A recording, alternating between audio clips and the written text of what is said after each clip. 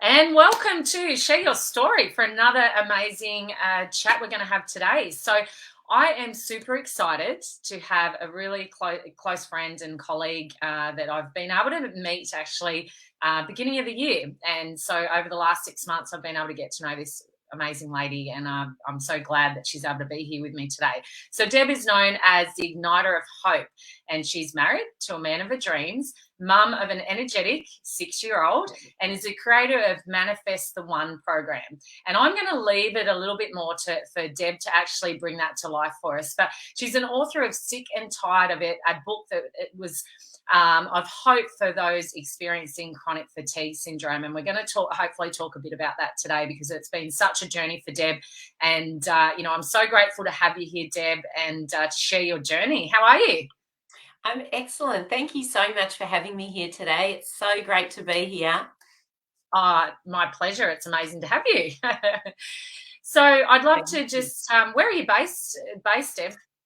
I'm in Melbourne, which is why I've got the long sleeve top on and you've got the singlet. Yes, it's warming up here, which is really nice. What's it like down there at the moment? Yeah, today's beautiful actually. It's sunny. I wore my puffer jacket for my walk, but the sun came through and it was beautiful. Oh, Yeah, lovely. still Great time. shining. Such a good time of year, isn't it? So nice. Oh, it's so nice. The leaves are coming back on the trees and the Oh, sun's beautiful. coming out. So people are starting to come out of hibernation, which is beautiful. Yeah, awesome. So we're just going to go on a journey today, Deb, of just a bit about you and what you do, and for business, and also what you do in your everyday life. And I just wanted to get you to share with us what is your business. You're a relationship coach. You help single women find the one. So tell us a bit more about that. Sure. So I always found the area of love life my biggest life challenge. So I don't know if there's anyone else out there that feels that way, but for me, other areas of my life were working. Work was happening, friendships, family, all of that. But finding the man, the right man, keeping the man, all of that was just challenging for me. And so I'd be in and out of relationships, and life was great in lots of ways. And I put the big smile out to the world. Everything's great. But there was this part of me that thought, why can't I figure out this area of my life? Why is it not happening for me? So I ended up, you mentioned about chronic fatigue. I ended up in my mid 30s getting chronic fatigue. And for a couple of years, I literally had almost no energy, could hardly leave the house, broke up with a boyfriend. Literally, it was my, dark night, dark time of the soul. Like I really, what was it? The perfect storm, as it's often called, right? Yeah, At the time, it yeah, didn't feel like it. sure. And so fast forward all of that, and I'd come out of it. I'm feeling good in myself. My energy's coming back. There's a whole backstory of how I got better, which I share in my book and I can share with anyone interested. But I came out of that, and here I am in my mid to late 30s, about 36. And I look around, Kate, and all my friends are in relationships. Heaps of them are either married, getting married, starting to pop out kids. And I'm thinking to myself, where the hell is my man? Why hasn't he turned up? And how do I bring him in? Like, surely it has to happen somehow. Yeah. Yeah. And so I thought to myself, right, I will do whatever it takes. I will learn the information. I will drench myself in the knowledge. I will embody whatever I need to embody, but I'm going to meet and marry my man. And so I went on that journey. Yeah. I went on this quest and I went, right, I'm going to make this happen.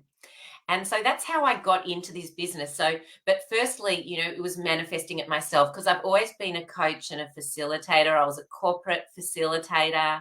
I managed a national team of trainers around Australia. I did all of those things, but I really loved mindset work. And I thought, if I didn't even think I was going to teach it yet. First, I had to attract it and bring him in.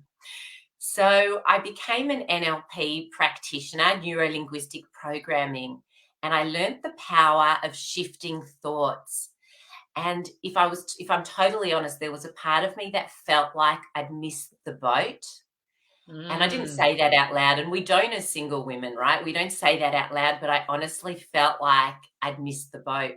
mm. And so I created this visual for myself of this beautiful, beautiful man on this boat calling out to me, Deb, here I am. Where are you, Deb? I'm here. I love that. And as I did that, I just felt everything began to change for me. And I went to a wedding a week later, and people were like, Deb, you're looking fantastic. What's going on? And nothing had changed. I hadn't met him, but I could feel he was getting closer. So I cleared all the stuff, that there's no good men out there, that men are this, that, the other, what I thought of relationships, all the exes. I cleared all of it. And then I felt this excitement to go online. I could feel this energy, and this particular website came up in front of me 3 times. So to give you a quick version, I went online, and within a couple of days, I saw this guy's profile. And as I read his profile, my insides went, oh my gosh, he exists. I could feel it inside. Within a couple of days, we'd organized to meet. That day, I remember at lunch feeling, oh my gosh, what if it's him? And one of the things I'd done, and I now teach people to do, I got really clear on what I wanted, and I'd written down, I want us to both know how perfectly right it is as soon as we meet. So I went to meet him that night, bumper to bumper traffic, crazy, tried calling, can't get through, messaging, nothing. And I went through the city, still bumper to bumper traffic. I'm thinking I'm going to be at least 20 minutes late, like really, really late to meet this guy. And all of a sudden I thought, you know what? I'm just going to relax. If he's gone, he's not for me. If he's angry, he's certainly not for me. But maybe he's there and it's a match. So I get there 20 minutes late. Meanwhile, he's got the restaurant charging his phone. It had died, I found out earlier. So he's got them doing that. He's racing back and forth across the road because he's given me the right address a couple of days ago, the wrong address that day. Back, forth, back, forth. We meet on the other side of the road and straight away connect. We walk into the restaurant, sit down, and the waitress looks at both of us. She knew he was outside trying to locate me. She looks at both of us, smiles, and says, oh, you guys finally found each other. I love that. And how right she was. Literally, like less than 6 months, we moved in together. Less than a year and a half later, at 40, we got married. And then shortly after that, we had our now beautiful 6-year-old. So that was my story. And I documented everything that I did and felt this desire, like this passion inside me, I don't know, my soul wanted to share it with other people. And, you shared I'm called the igniter of hope. To me, giving people hope and showing them what's possible for them is what lights up my soul. And that's where Manifest the One, the program, came from. It's such a beautiful story. I love that. I've heard that a few times now, and I feel it inside me when you share it, of the passion that you've got for it and what you do, with clients and, you guys coming together. It's just such a beautiful story, and it does give hope. And I love that name, Ignite Hope, because it gives me hope being, single for such a long time. And, the language is so important, isn't it? And, the relationship we have to the association we have to past relationships, or how, there's not enough men in the world, and, someone's not, there's not the one for me going to be out there for us, and all those kind of things. Like, shifting that is just such a big, important part, isn't it? That's it. We tell ourselves these stories exactly as if they're truth. We believe them and we find evidence. When we believe it, as you know, we look for evidence out there that supports that. And then we keep meeting the emotionally unavailable, or, believing into that all men are ... whatever we think men are. enter as you enter what you believe. Yeah, yeah, yeah. So to shift that is just so, so powerful. Yeah. That's yeah. Susan's just saying she wrote a list of what she wanted in her next partner and 99% success. So there's so much power in Oh, that, isn't there? yay. Yeah, that's super cool. Very cool. So So good. To get clarity is awesome. Yeah, it helps so much. So well done. That's amazing. it is amazing, isn't it? And tell me about maybe one of your success stories that you've had with your clients, and maybe where they started and where they got to through your program. Sure. So there's a particular lady who came to me, and you don't wish this upon anyone, but talking to so many women and working with so many, some version of this is not an uncommon story. So Mm. she had been cheated on by 3 guys in a row. Like, can you even, just Oh, imagine? My heart just goes out to this woman, and there's so many that have, been in toxic relationships and have had all sorts of things, and as a mm. result, this woman, no surprise, was like, "Nope, you are not coming close. You're not coming in. I don't Oh, trust, yeah. Not I'm only not once, but going there." 3 times. That once would be bad 3 enough. 3 times you'd in a row. be starting to make meaning of that, wouldn't you? That it's about, about you, I imagine, if That's that was happening exactly it, over time. and that's so true. And so many women after one will make meaning, and then it happens again, and then it happens again. So they become these reinforced beliefs that are so deep in who you are, and the Mm. thought of going on a date, the thought of sharing your heart and opening up just seems almost impossible. So this Oh, particular woman came to me and said, "Deb, I want to change it. I want to trust again." And so we worked together and we looked at everything that was going on for her, and particularly her visceral reaction, the fear that was like built deep in her system at the thought of even putting herself out there. So we cleared all of it. We cleared all the beliefs, all the stuff, and the fear around it. And when I finished working with her, she said, "Deb, like, I'm going to take some time to read my notes and just process it all." Anyway, a couple of months later, she messaged me and said, oh, it was about 3, 4 months later. She said, "Deb, how you doing?" And I'm like, "How are you? What's going on?" She said, "You're not going to believe it."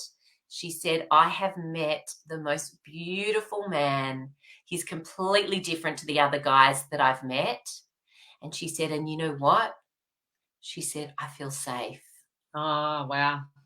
She feels safe. So that has just been so, so beautiful. And, since working with her, I'm actually now working with her sister, and I'm working with her sister's best friend. And, it's so beautiful to watch all of these people creating these shifts. But I want to Yeah. say as well, I'm working with them to shift what they think of the guys, but it's also, and I'm sure you'd know this as well, Kate, like, we're doing the work on self. We're finding that peace within self, that Yeah. that safe feeling within ourselves, that love for self. And There then has with to be some forgiveness for self too, isn't there? Because we, mm, in lots of different areas of our life, it can be that we forgive other people, but haven't forgiven ourselves for potentially. Like, I know I've had to go through these kind of, this journey as well with different things in my life. Is I've forgiven the other person, but not forgiven myself for allowing it to happen, or why did I get myself in that position, or things like that. So there can be holding on to that shame and guilt with ourselves, and not forgiving ourselves as well. Do you agree with that?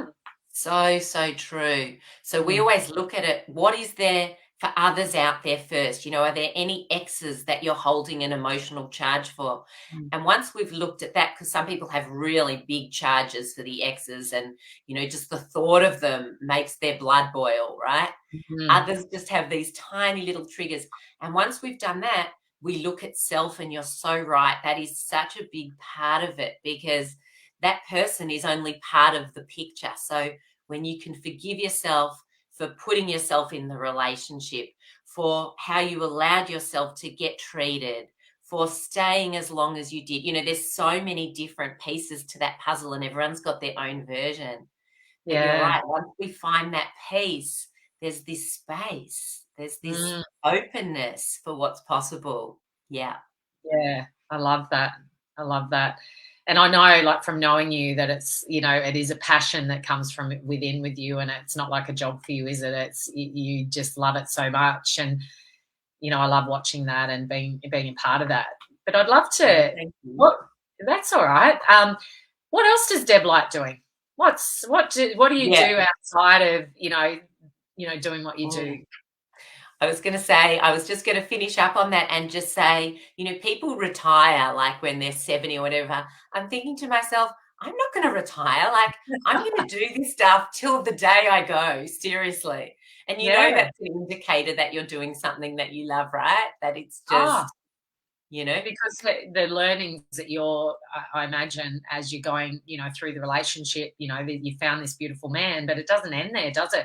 There's so much growth and communication and development, throughout, that you're going to learn and evolve. And, that's all magic to share with other people to, not only have the, attract that person into your life, but how do you keep that love in your life and keep that blossoming and growing, because so many, marriages, you see that they just go different ways and not connected. And I imagine that's a journey for you that you both are going on as a family as well. totally. Well, I was talking to someone the other day and they said, how long have you guys been together? Oh, 7 years. And they said to me, you haven't got the 7-year itch yet. I'm like, no, that's not coming, but maybe that's the next course, right? No Yeah. 7-year itch or something. I don't know. But yeah, Oh, of course, it's ongoing. It's ongoing learning. It's ongoing growth. And, I love that. And, I know you love that, like that concept of growing in ourselves and, being our best selves. All of that is just so good, which, to answer your earlier question, is one of the things that I love. It's always growing. It's reading. It's listening to podcasts. It's doing all that sort of stuff. Yeah, all of those things. yeah, But in awesome. terms of life, yeah. Yeah, I and you love love your hanging walk. out with my little one. Sorry, go on.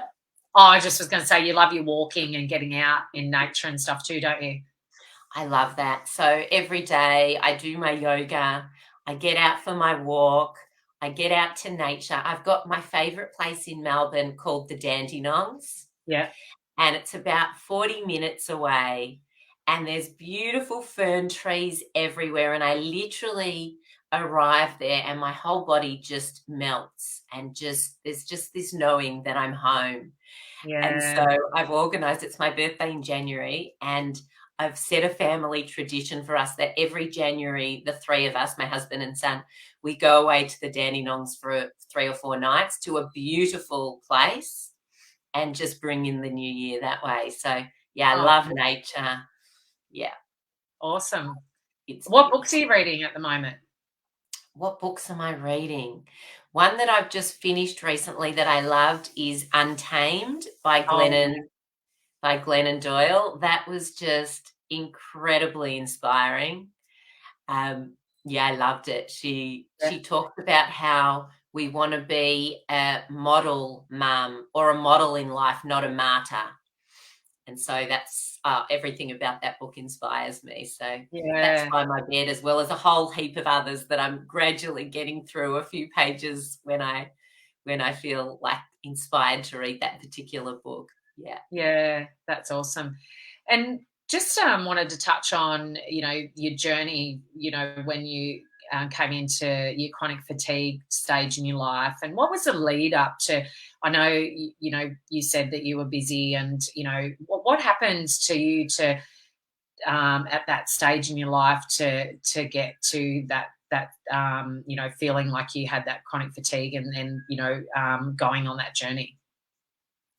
Sure. So I was a corporate go-getter. Go, go, go, go, go, nonstop, climbing the corporate ladder.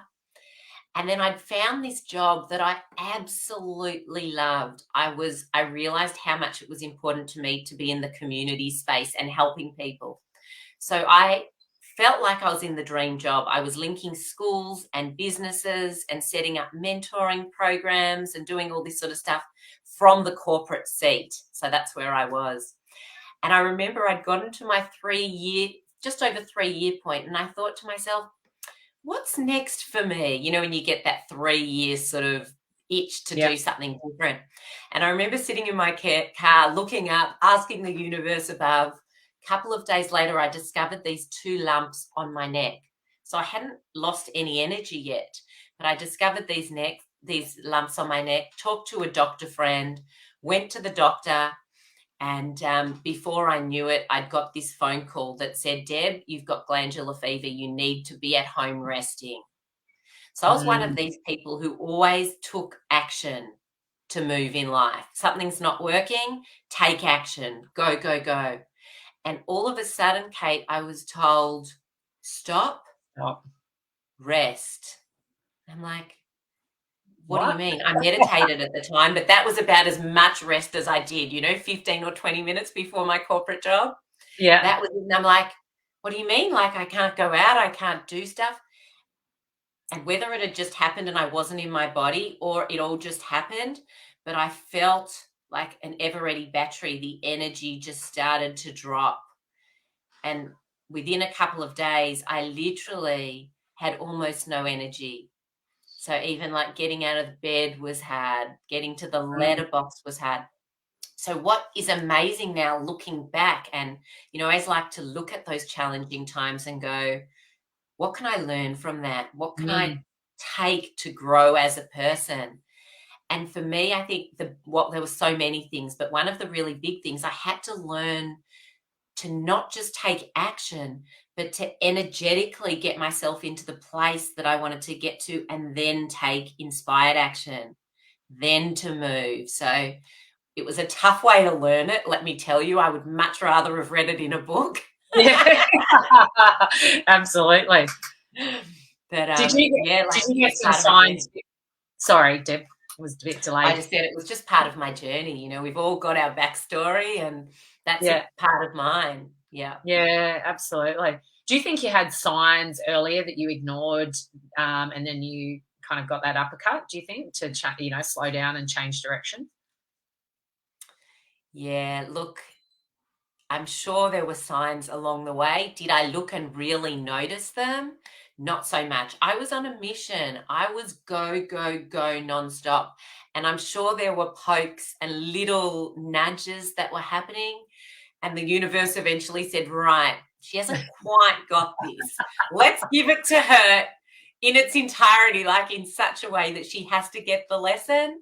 Maybe, right? Yeah. But for whatever reason, I had, 2+ years to think about it, to process it, and, choose a different way of being. And so now I smell the roses.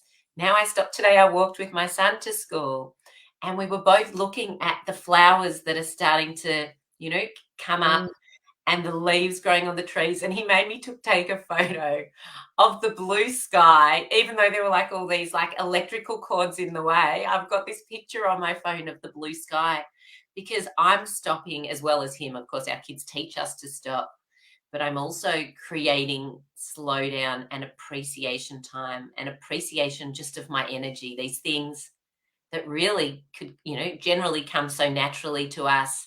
I appreciate because I didn't have it for that time. Because you can take it for granted, can't you, sometimes as well? And the reason why I asked you about did you notice that there was kind of little signs? Because how often do we not listen to our body? Do we not listen to the signs? Do we not listen to our gut instinct? Or there's been so many times that there's been things that have, come up even in business and different parts of my life. And, maybe I haven't trusted in something or believed in something, but although I did, and I felt the sickness in my stomach, but ignored it and pushed it away and just went with what other people said, or went externally, when actually, then it happened later on that I was right. And I'm like, yep, you didn't believe yourself again. You didn't trust in yourself again. And, sometimes then you get that big uppercut to slow you down and listen, because we don't listen to those, little bits earlier on. But, yeah. So true. That's such a great question that you ask. You've got all these thoughts going through my head now of like the things that happened. And I'm remembering back, of course, there was the anxiety for this. There was, all these different signs that I'm trying to work through, which is why I meditated, did the thing. But yeah, this is where we ended up. But when you can look at those signs, that's so powerful, isn't it? Oh, absolutely. And it's a knack really, isn't it? Because we're so used to pushing away and pushing down and looking at externally and not coming internally to find our own answers because we've got it within us, don't So we? true. But and we just can sometimes not. I know for myself, it has been building a trust in my own self, my own what I want in my life, opposed to maybe what we've believed that is, meant to be, or society, or family, or whatever it might be. But Mm. yeah, it's just fascinating, the journey, life journey, isn't it? If we're open to growth and learning about ourselves, it's really fascinating. So true. And that whole concept of, needing to go outside. And I think it's great to go outside to get the support and the tools and all of the things, Yes, and then come back to self. Because, yes. like you say, we find that within us, right? And we have people who help us find that within us. But we've got it all inside.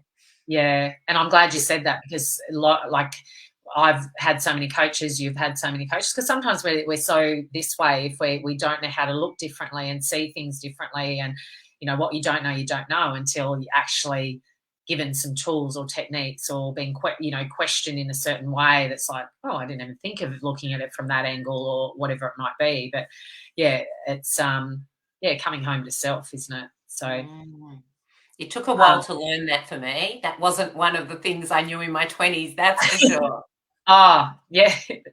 You're telling me, yeah, absolutely, Yeah. absolutely. What's, something, maybe people don't know or underestimate with you, do you think, Deb? Something people don't know about me. Yeah, yeah, or are surprised about you? Something people are surprised about me. I think my willingness to really go there, my willingness to really be with someone when they're going through tough stuff, to Mm, be there, to hold them, to really create that totally safe space for them to be completely them yeah, in their essence, whatever's coming out, whether there's tears or joy. And I think within that, just thinking further about your question, people think because I'm into law of attraction and I'm into these sorts of things, that I'm all happy and everything's wonderful every minute. What they don't realize is I am an empath. I'm a high sensitive. So I feel so much. So I have such capacity to feel. And so every day I've got practices to release emotions and do what I need to do to put myself in a beautiful, feel good space. And I think because I can do that for myself, and I've been through the tough stuff and I've felt like real pain, I can hold that space then for others as well. mm, yeah, I love that, and it's such a beautiful gift to be able to give to someone, isn't it? To hold that space for them to be seen and heard and understood, and without judgment, because they're so, and not having to feel that they're, the person has to feel that they've got to be fixed, because so often us Mm. humans try to fix someone and try to solve everyone's problems all the time, but it's sometimes just allowing them to be in the present moment, isn't it? And I can see that you would hold a beautiful space for your clients and people around you. Thank you. Thank you. That's beautiful. And I think to do that, you've got to have been there yourself in your own way to be able to. So yeah, Yes. that's the surprise of others. Even friends sometimes they'll say to me, "Wow, do you really let yourself feel the emotion and then support other people doing that? Do you even do that work? Don't you just do the hoo-ha pump me up. And I'm like, but you can't. Like, I did that, and that's probably part of getting chronic fatigue, right? And I had Yes. issues with my hands and pain. We need congruence. We need our whole body and mind and every part of us to align. And that's lifting up the carpet and feeling all of it, and then doing the vibrational work, then feeling good. So, yeah. Yeah, absolutely. And Beautiful that's what I love about. question. Yeah, cool. That's what I love about the emotional work and emotional mastery and feeling and healing and all that kind of stuff, because I think people feel like, for me, because I as well, like I do, my practices, I, have it on my own. People feel it can feel that I don't go through those experiences. I feel all of it. Like I feel the anger now. I feel the, the sadness and the, the shame and all of it. Like there's so many elements, and allowing it all is just such a beautiful thing, because that's what life is about, isn't it? Because people feel that, like, expect that we've got to have negative and positive. Like, I don't like saying negative and positive emotions, but what's good, what's bad, but they're all part of life. And being able to experience all of them and allow, it's just when we push them down and push them away, that is when the problems occur, don't they? Because we're not allowing to experience it or express it. Or I used to have a lot of throat infections and tonsillitis, and it actually, once I was able to actually start to express and have a voice again, it's interesting that they went away. So interesting, isn't it? And then, you get your voice out, and voila, you're in a different place, aren't you? And you don't have that same issue. Yeah, So it's so fascinating, yeah. right? So yeah, thank So you yeah. for sharing. It's awesome. And I'd love to actually just touch on, because we were messaging, on your post the other day about learning from your son, and how you do things, and him picking you up on, you don't have to explain the whole thing if you don't want to, but I thought that was really like, your son is teaching you, teaching you every day, isn't he? And if we look at other people and look at, the way we do things, how there's so many ways that we can, we carry things on from, things that we've been taught or learnt behaviors and all that kind of stuff. Do you want to just kind of touch on that experience that you had with your son the other day? Yeah, sure. So funny. I love these experiences. It's one of my favorite parts of parenting, having these moments where he gets me to think, or together we create a different way of looking at the world or something like that. Yeah, this one was funny. So he had a little bit of dirt on his top. It's almost embarrassing. That's So what I what wasn't happened sure was, that you wanted to explain the actual thing, but yeah, it's funny. I want to know how many other people would do the same thing. So Yeah. anyway, so what I did on autopilot without even thinking is I licked my finger and I wiped it clean, right? Don't even think about it, right? And no surprise, my mum did it to me all the time. And when I questioned mum, she said, yeah, of course your booba did it. Like, they all did it, right?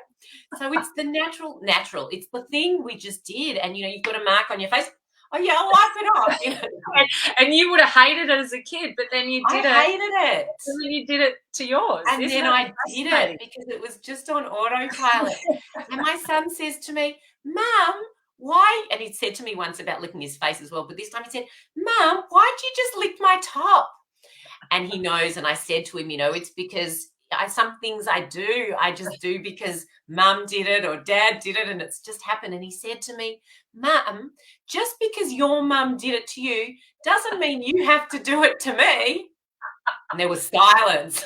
I'm like, I don't even know what to say to that, right? He's so right. Out of the mouth of babes, right? He's so right. And so often we just end up doing exactly what our parents, our role models, these people did to us or had us experience. We do it on autopilot. And that's what I love about becoming conscious, because when we become conscious, we've got a choice. Yes. Do I believe this? Do I still believe that, whatever it is, men Yeah. are going to harm me, men are going to hurt me, friendships are toxic, whatever beliefs we have in our system, and they might be more subtle things you're saying to yourself, I feel like I'm going to be left out. I feel I'm not enough. We've all got our own versions of them, but when we Yeah. can change them, it's so powerful. So I haven't Yeah. changed the licking one yet. I'm working on it. Oh, Something it happened this morning and he didn't see, and his hair picked was yourself sticking up. up a bit at the back and he couldn't see. And I did it again. And I was like, oh no, here we go. Hopefully he won't see it. So I'm working on it. I'm a work in progress like all of us, right? We're all Yeah. learning, we're all growing. Oh, that's so funny. I mean, once again, it comes back to the awareness. If you don't actually, same with the patterns of relationship, the language where, if we keep saying, oh, online never works. I'm thinking when you were talking about that's kind of some of the language I'm kind of having at the moment, that I just, online just doesn't work for me. And, it's being okay. Like I'm kind of at, you know, in two ways, around it, but it's more of the awareness, awareness around, what we're doing or what we're saying, or, because then when the awareness is there, you can start to change. Because the second time today with his hair, you've noticed, so you go, oh, okay, but you still did it, but it might just take a little bit of time to change that, and just come and bring awareness to it is, a first step of change, isn't it? So First step. Yeah, give me yeah. another week. Let's check in a week and we'll make sure that I'm not licking. Gosh, that sounds terrible, doesn't it? But you know what? We're all human, right? Yeah, And this is a exactly. pattern. And it's the same with my clients and all of, like they've had patterns for so long. So it Yeah. takes something. So I feel for those people that are taking a while to change a habit, because this one has been intrinsic. This has been deep in me for a long time. So if there's any other face lickers, hot lickers out there, and you want to come with me on a 1 week challenge to stop doing it, I'm sure come you're join not me. alone. I am sure you're not alone at all, Deb, in this. It's just maybe people aren't talking Oh, about it's it as much. hilarious. But yeah, and it's a tribal cycle, isn't it? Then so many different things in life, and people, that one's, like just a learned behaviour that you've obviously, picked up. But there's so many things in people changing a belief, or something that's part of the family, because they can feel that they're going to be outcast, or they're, not going to be a part of the family. But if they do, the family's going left and you go right in a decision or whatever it might be. Especially over the last few years, it's been, a divide for so many families and friends, hasn't it? But if someone believes one thing and the rest is believing that, there can be real outcasts. So it's all that, and if you go back generations, then a lot of the behaviors go further back, don't they? So, as you said, your mum said your grandma did it as well. Is that right? So He her, did it as her well. mum would have done it as Exactly. well. And yeah. It was So so deep. And this has been thought provoking on so many levels, Kate. I'm going to go now and actually apply what I teach in my course to release this from me, because I've just used awareness, but I'm going to put some techniques into practice now. love it. Love it. So interesting, right? Like, Oh, to be able so to achieve, we actually need to do those processes as well. And I'm going to do that. And I'm going to let you know when I've cleared this one and the licking is completely gone. I love it. I love it. Oh my goodness, time has gone so quick, Deb, and we could talk for ages. I had so many other questions for you, but it's been absolutely amazing to, maybe we'll have to book in another one. But just wanted to thank you so much for being here, and sharing your journey, and having a laugh with me. And what would you like to, is there something you'd like to share with the guys today before we go, and offer that you'd like, if someone, is really resonating and wanting to find that, find that love, what have you got to offer today? Absolutely. What I'd love to offer to the first person that's really keen and it's resonating for, I'd love to offer a 1 hour session to help you identify what your blocks are. This is a single woman who's going, you know what, I want to change this stuff for this year, for next year. I want to give you an hour to help you identify what your blocks are, what's in the way, and help you start to manifest your partner. So let us know in the chat and we'll send you details on that as well. Awesome. And if So there's other, comment below, and that's like, put my name there, Jen. Absolutely. We can chat anytime. Yeah. So yeah, let me know if you'd like that. For other people where that's resonating as well, I can do a half-hour chat as well. Awesome. And I just wanted to share as well, tomorrow night I've actually got a meetup event if people want to come along as well. And it's called Changing Your Patterns. So looking at the types of people that they attract, what sort of type is it, what are their patterns, and looking at possibly changing it to serve them. Oh, beautiful. And I highly recommend jumping on Deb's meetups. They're absolutely amazing, so insightful. So the links for your groups are in, down below. So please go and join, and we'll get the link for your meetup as well. So thank you so much, Deb, for having me, having you being here. I mean, I can't even talk properly. And I'm, it's really exciting to be here, and you have a great day. Thanks for watching in. #replay if you do rewatch, and we look forward to seeing you guys next week for another amazing Share Your Story. Thank you, Deb. Thank you. So much fun to be here. Loved it. Thanks, everybody. Bye. Thank you. Bye.